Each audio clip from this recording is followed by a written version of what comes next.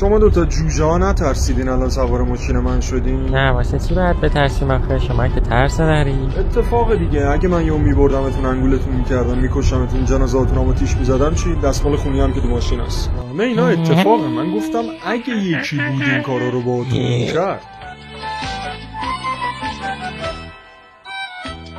باز خدا رو شکر تو زنده موندی پسر. سروران عزیزی که در اعمال خاکسپاری یاری دادن. بابا جان اون قبر ناموس ما یه 10 سالی از افتاده اونجا گو گرفتتش، خودت درستش کن. من چی کار کنم آخه این خراب شده رو؟ این زن تو استبل نگر میداشتی که سنگین تر بود.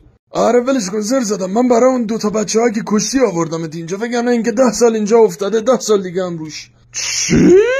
10 سال مونده 10 سال دیگه هم روش؟ اون کاتر من کجاست؟ اون کاتر من بدین. ولش کن، با دست خفش میکنم. گو خوردم. ببین من با اینکه تپه نریدن ازشم، دوتا بچه اونجا کشم، یه پیرمرد اینجا، ولی کار من نی باشه. تو چقدر شبیه دوست پسر قبلی می جون، خودم میارمت بیرون. خب تو هم که دیگه اول ماییه و بریم پس. آخه تو چی داری که من اولت بشم مردی که ان؟